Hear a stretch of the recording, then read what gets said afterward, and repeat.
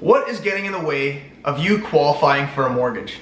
My name's Donavon and I'm from the Elevation Real Estate Group. I'm here today with Zach Bay from Bay Team Mortgage Brokers. And today he's just gonna cover some of the biggest things that he's seen in the industry that stop people from qualifying for mortgages.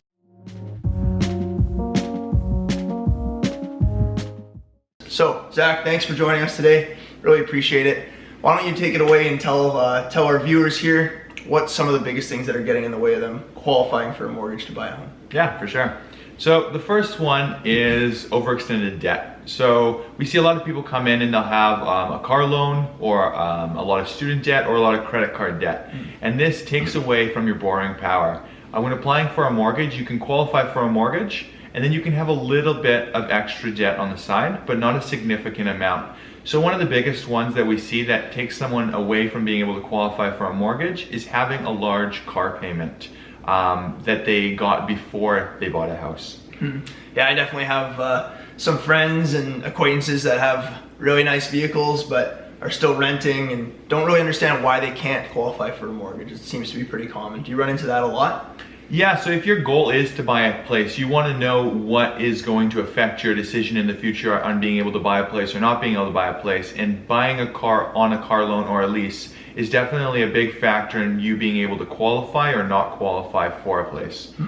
That's great to know. Yeah. What are some other factors that you see getting in the way? Yeah, so the second biggest one would be credit, either bad credit or no credit. So let's start with bad credit. Bad credit is when people overextend themselves, they up their credit card limits to a point where they can't actually pay them, so they have outstanding balances and they're not making the payments. So some of the big key factors to having good credit is you always want to make your payments on time, and you always want to keep your credit cards to below 30% to build credit and below 50% to maintain credit. Once you're constantly having a balance over 50% of your limit, you're going to slowly chip away at your credit score. The other thing that you want to make sure of is never miss a cell phone payment. This one is a bit mysterious to people, but cell phone payments are actually a very important thing on your credit score since they made them more important a couple years ago. So missing a cell phone payment can be a big hit on your credit. Even if you're just trying to dispute a payment or something because you got overcharged $10, it's better to pay that payment and then dispute it after, because it's better to pay an extra $10 than have bad credit and not be able to buy a house in the future. Yeah, you had an example of that you told me about. One of your clients had a cell phone bill that they were disputing, so they didn't pay it, and it affected their credit dramatically, right? It did. Fortunately, we were able to get them a mortgage, but we had to put them into a special type of mortgage to help them get into the A side in 1 year from now.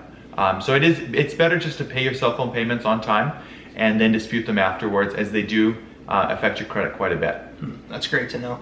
Yeah. There's one more that you told me about, right? Yeah, so first for credit, there's one more for credit, there's no credit. And a lot of people, younger people, think that it's good to have no credit cards because that means that they can't overspend, they can't go into debt, but that's actually not the case when you're looking to buy a place.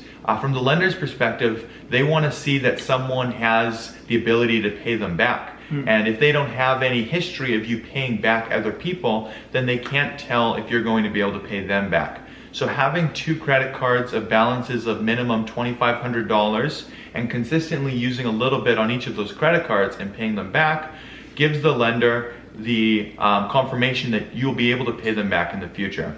That's awesome. Good to know. Fantastic. So what other hurdles do you see people trying to overcome as they're applying for mortgages? Yeah, so the last one that is very common is down payment.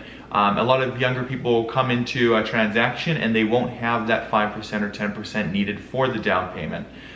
So that's really important, is making sure that you're able to save that down payment over the years leading up to when you would like to buy a place. Thanks so much for joining us. Really appreciate your time. Thanks for having me. And we'll see you guys in the next video.